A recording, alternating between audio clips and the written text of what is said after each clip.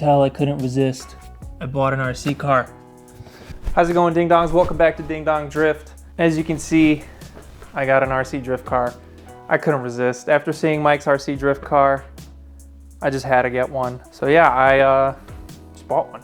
So this is a Yokomo RD 1.0 or whatever they call it. It's basically the beginner chassis. It's all plastic, super simple, brushed motor in there. So if you guys don't know, I am not new to RC. I've been flying FPV drones for almost 10 years.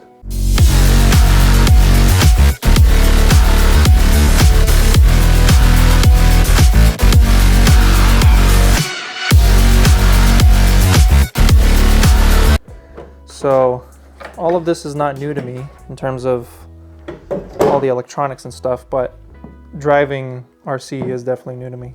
This RC car came with a really shitty nickel battery, so I replaced the plug on it with an XT60 so I could use my drone batteries for now. I have a bigger battery coming that will fit perfectly in this, and I also have a brushless motor coming already because this brush motor is pretty underpowered.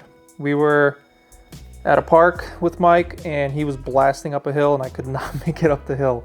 Literally this car, once the wheels were spinning, it could not make it up a hill. It was insane. So I'm already running my 3D printed wheels. So these are the wheels we 3D scanned on Mike's channel, if you saw that. So we 3D scanned his wheels, and these are the prototype. I think these are the Veilside Andrew 5. These are the wheels the car came with, and they're ugly. And then I also have Advan RG2 and the Square G33 wheels already available on my website. So another thing I did was replace the servo with a stronger metal one because the other one would not return to center at all. It was too weak to even steer fully. So I've replaced the servo with a little metal one that I had on my dirt RC car, and I put my own receiver in it so that I could use my drone remote. So see Mini Nimbus, and if I go into the menu, my drone is right there, the F5X, so I can just switch to my drone. You could use my remote for this and my drone, which is awesome. Since I have a full 3D model of my car, I am going to 3D print the entire body to put on my RC car, but first we have to do the wheels, which is the easiest thing. If you're from Mike's channel, you saw we just scanned the wheels and I didn't really show the process of how I make them. So today I thought it'd be a good idea to show basically the entire process of how I go from real part to 3D scan to 3D model and then a printed scale part. So let's grab the scanner and get this wheel scanned. So I'm gonna get this question a lot before I even start. What scanner do I use? So the scanner that I use is called the Shining 3D, which is the parent company, Einstar. So this is the Shining 3D Einstar. And it is the best scanner that I have used that is less than $1,000.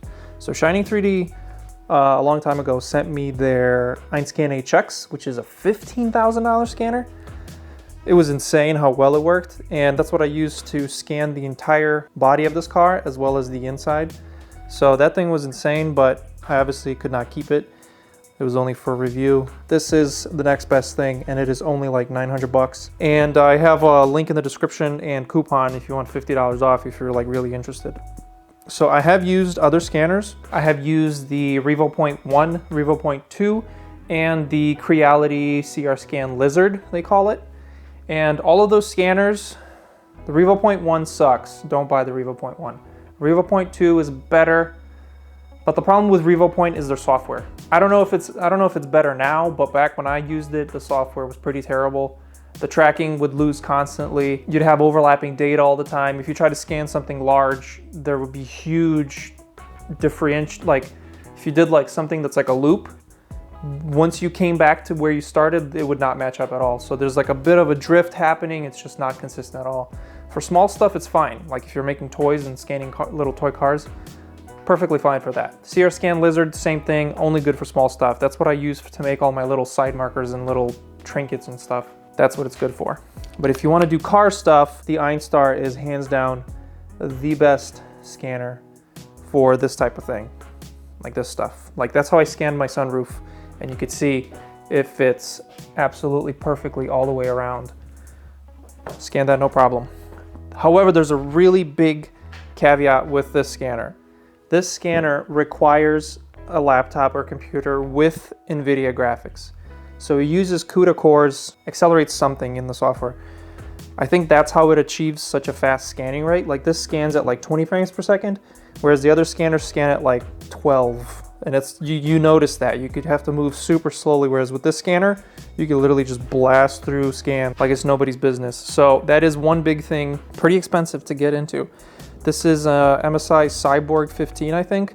I got it on sale for $700, so that's about the minimum. And then I upgraded the RAM in it to 32 gigs. It comes with 8 gigs, which is not enough. This scanner uses a lot of RAM, so you really need to look at either a laptop that has RAM built in, or buy a laptop with not a lot of RAM and then upgrade it, because it is way cheaper to upgrade it than to buy it pre-built. And if you have a desktop, this is my little garage desktop, that has a GTX 1060 in it and it scans just fine. So you really don't need a powerful GPU, but it does require CUDA cores. So that's the only thing that sucks about the scanner, but I think it's worth it. I really think it's the best scanner there is. All right, that's enough talking. Let's get to scanning. I created a new project. I'm just gonna start scanning. Shiny surfaces do not scan well, like car paint, but then it also depends on the color. Dark colors that are shiny scan worse than light colors that are shiny. So like my wheels, they're white, which is an easy color to scan. It's the easiest color to scan, but they're also dirty right now, which actually helps with the scanning. Any sort of texture, anything helps with scanning. I'm just gonna start right up. If you look at the screen, I don't know how well you can see the screen, but you see, picks up the wheel right away. And what I can do is I can even increase my scanning area. See that? So I increase the range of the scanner. So this is the preview. Hit scan and just look around on the scan. I want to try to get all the details. I'm mostly interested in the, like, how the lip is formed on the wheel, and then also if the spokes have any sort of three-dimensional shape. So you don't obviously you don't need to scan the whole entire wheel, and you'll see why when I go to model it. But I do like to get a good scan no matter what I'm doing, just because it's nicer to work with later on. You got a nice scan with no holes in it or anything. So I'm just trying to get it from every angle. You can see how quickly this is scanning. Like I could just literally move it around however I want. It scans it quickly and easily. And I think we're good. And there we go. Got a nice clean scan.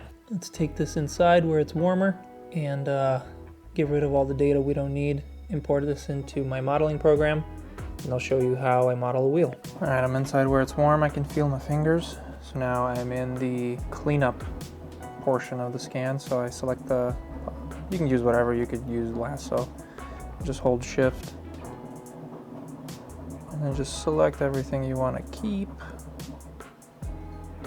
It's going to select it, and then we invert the selection, hit delete, and that's basically it.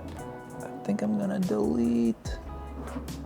You see there's some small spots. I'm going to delete these things. All right, now it's going to generate the point cloud. And that's basically just taking all the little points of data that it scanned and putting it together in an understandable file of data. All right, that's done. Now I'm gonna mesh the model. For wheels, I like to use 1,000,000 polygons. For bigger stuff like a car, I go up to 10,000,000 polygons. Depends on what your computer can handle, how much detail you need. And I just usually leave all these exactly how they are. All right, so this is now a 3D model and not a point cloud. So I can just save it as an STL and import it into my modeling program. All right, so we're in my program of choice, which is Maya, which is not a very common program that people use for this type of stuff. Maya is used for like making video games and animations and stuff. But this is what I learned in college, so that's what I use.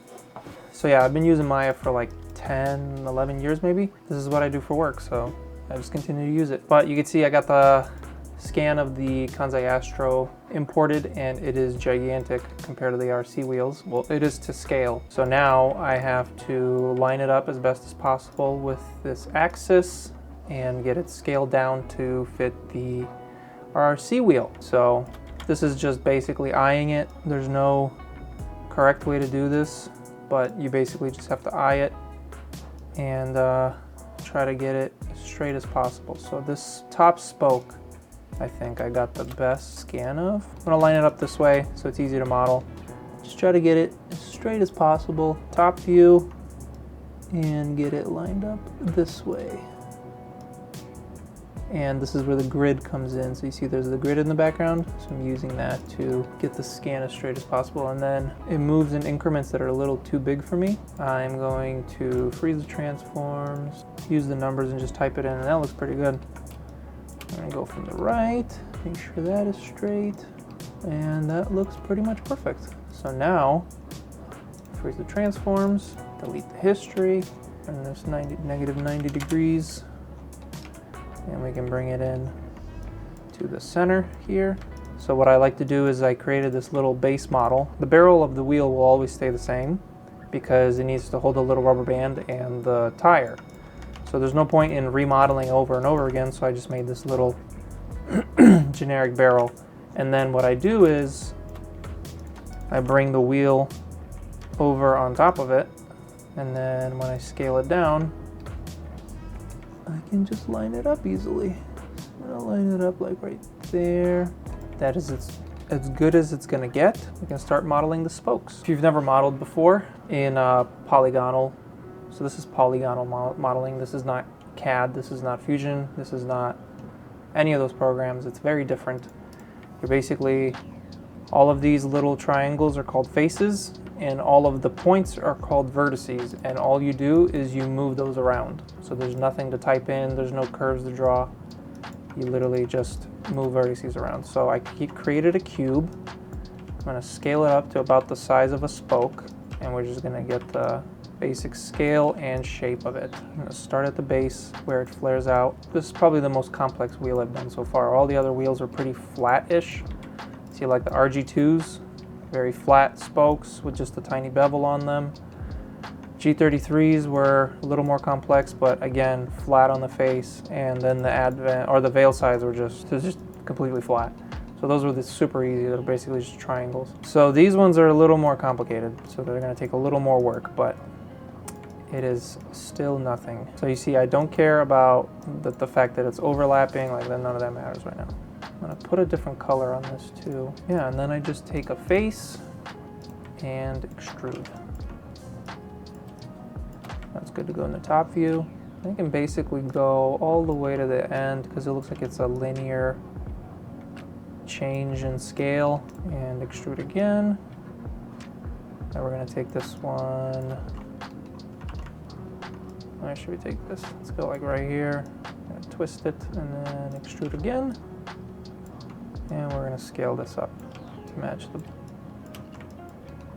the barrel. I'm gonna do a duplicate special.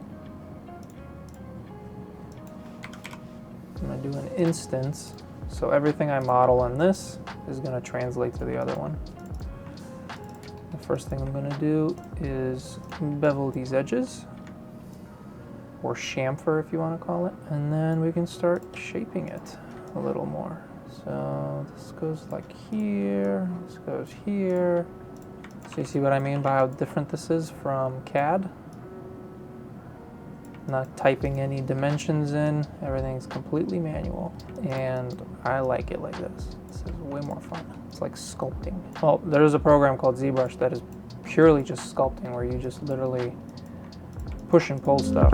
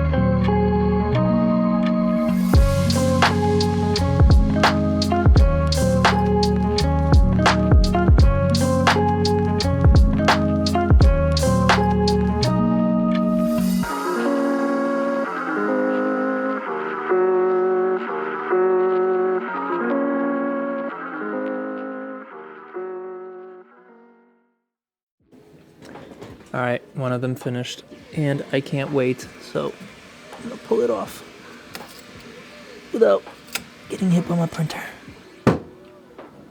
There we go. Let's pull the little support material off and stuff, and let's see how it fits.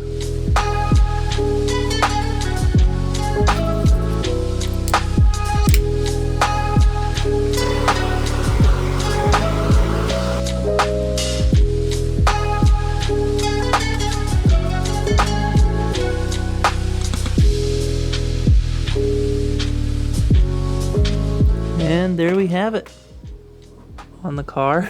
Looks sick. That's awesome.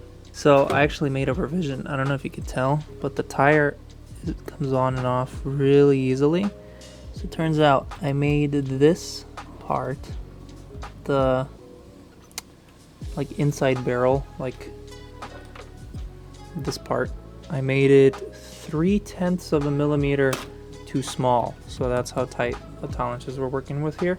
So I've adjusted that in the model, and I'm gonna actually cancel this print and start a good print with the adjustment made overnight. It's late now, so I'll be back tomorrow. We'll get all the wheels on and go test it out.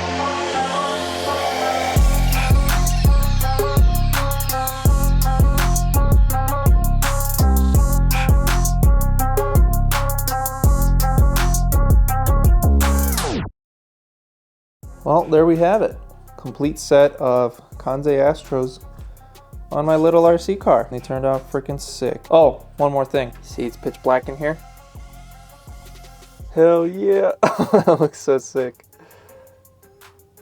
That is awesome. So that is gonna be it for this video, ding dongs. Thank you so much for watching. Kind of a random one, because I'm in the middle of this project and that project and another project. And it's kind of stuff is taking a little longer. And also I'm going to Colorado this week, so videos might be a little delayed for like a week. It is what it is. I hope you guys like this video. Let me know any questions you might have about 3D modeling or whatever. I am gonna start doing live streams of 3D modeling stuff, just so you guys can follow along and see how I do things. Make sure you check out the website. All these wheels and everything, stickers, hats, shirts, all the 3D printed parts, everything is on the website, dingdongdrift.com. That's gonna be it, so stay sweet, ding dongs. Peace out, and I'll see you guys next week. America, America, do you have your passport?